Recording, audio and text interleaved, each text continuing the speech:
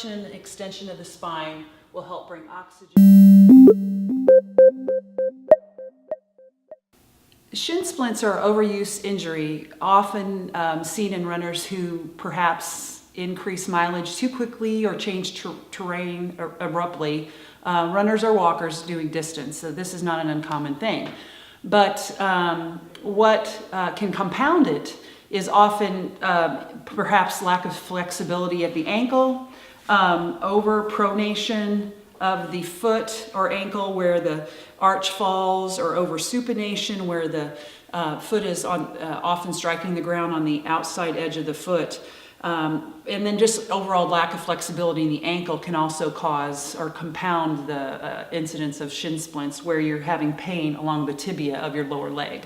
And there's some easy things you can do to prevent it or even help overcome it when it strikes you.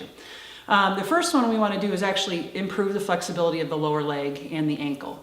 We're going to get up and do a standing calf stretch first.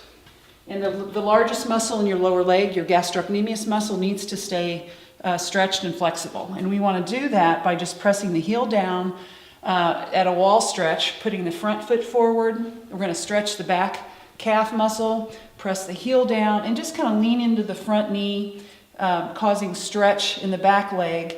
And we're going to hold that for about 30 seconds. And we're going to do it on each leg for about 3 times. So we want to, again, do both legs, stretch both calf muscles.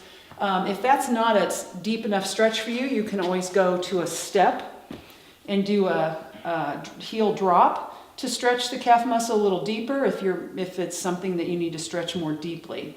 So that's the first stretch that everybody should be doing. The second one is to get the deeper muscle underneath the gastrocnemius muscle stretch, and that's called the soleus muscle. So we want to stretch that muscle as well. And again, we're going to set up similarly to the calf stretch, but we're going to bend the knee.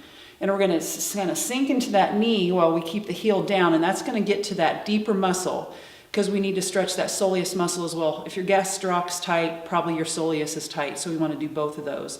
And it's just a matter of bending the knee as we, again, hold that for 30 seconds on each leg, do that 3 times on each leg. The tougher muscle to stretch is the area that's actually irritated. The anterior tibialis muscle on the front side of the leg is really kind of hard to get to for a lot of people, particularly you probably already got tight ankles, not very flexible.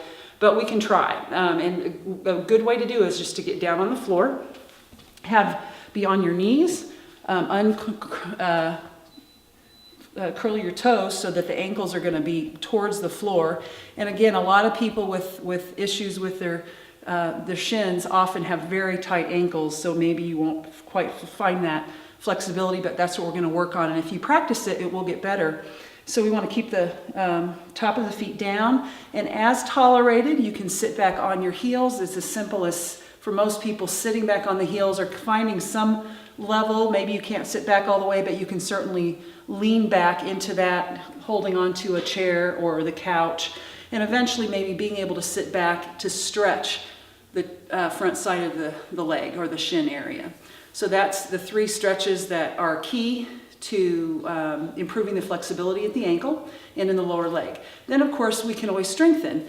And people, again, kind of ignore these little exercises, but they can be very effective. You can do either standing or sitting toe raises. And it's just a matter of raising the toe up off the floor, holding it for a second or 2, and bringing it back down. 10 to 20 times is tolerated.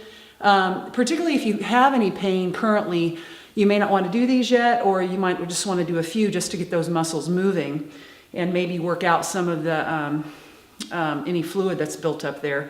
But as you build strength, you can do more sets. In fact, if you get really ambitious, you can maybe make the alphabet with your foot on each leg, taking time to do each letter of the alphabet to move that ankle, to use the muscles there that might be weak. That's another suggestion to add to the toe raises. Then, of course, we'll want to strengthen the calf muscles as well. Again, standing, you can use a wall, just stand by the wall, or a chair, lift heels and lower heels. Again, I would start with, particularly if you have any irritation in your lower leg, start with both feet on the ground.